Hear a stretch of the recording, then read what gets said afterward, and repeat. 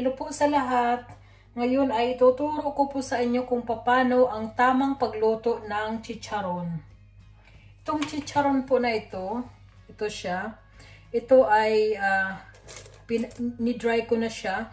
Kung gusto niyo pong malaman kung paano ito gawin, tingnan niyo na lang po yung aking mga videos sa aking YouTube channel. So guys, ang gagawin po natin ay maglagay tayo ng maraming mantika sa kawali. Kailangan yung mantika marami para lumutang yung kasi i-deep fry natin yung ating chicharon. Yan, tama na yan. Depende po sa dami ng lulutuin ninyo. Kung marami kayong lulutuin, damihan ninyo. Kung konti lang naman, tama na yan. So guys, yung mantika natin, kailangan mainit na mainit siya.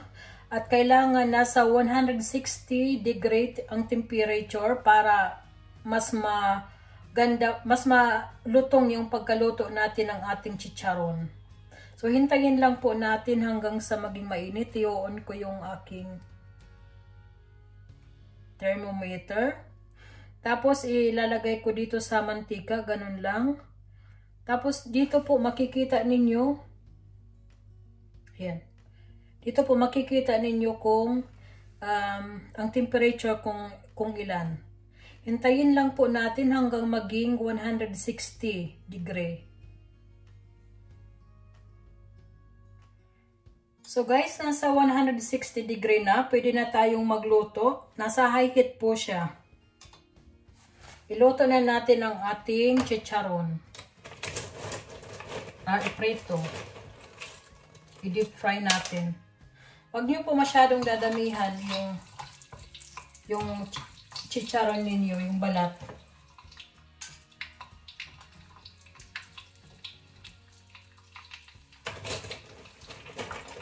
Para makabukas siya.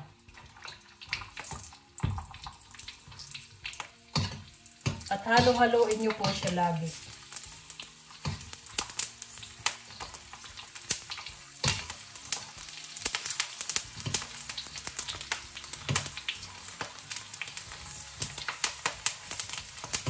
So, napansin nyo guys, umaangat yung kanyang balat, ay bumubuka na siya. Yan.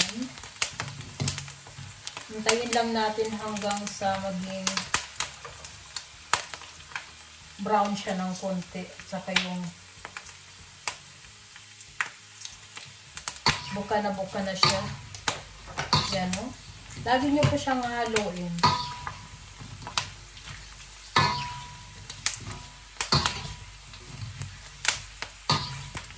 Okay.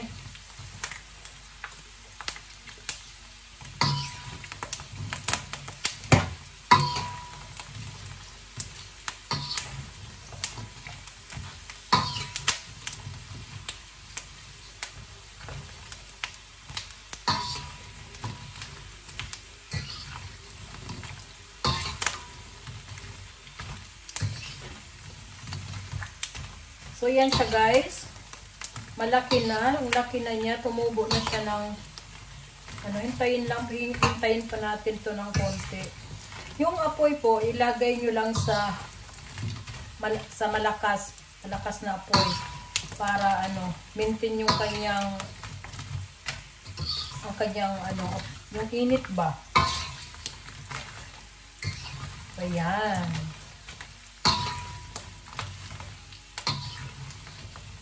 Yan siya guys.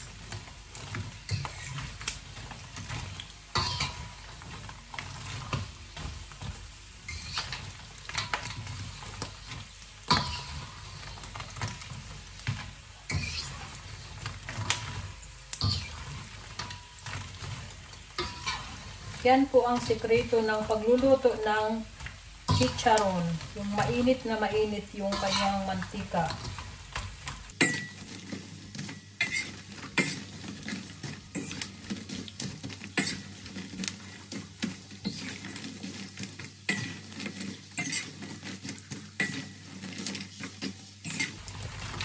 Guys, ang mapapansin ninyo kung yung chicharon ay pwede nyo nang hanguin. Ayan siya, talagang buka na siya.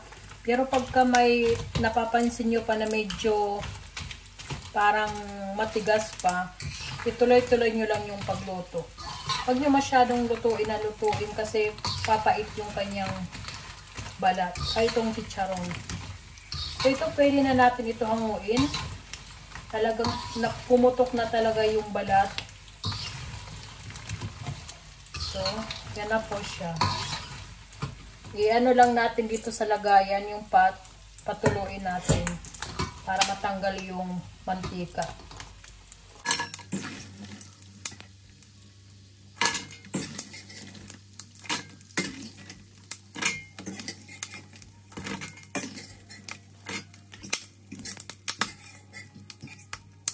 Ito na po yung ating chicharon. Yan po siya. Lagyan natin ng kunting asin. Para magkalasa. Yung iba naglalagay ng chili para medyo maanghang. Pwede din po kayo maglagay.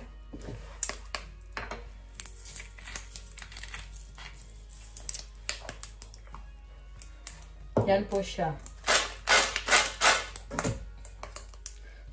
Tikman po natin.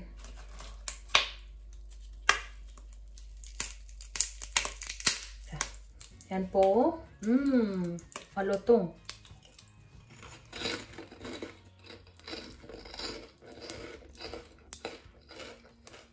Grabe ang lutong niya.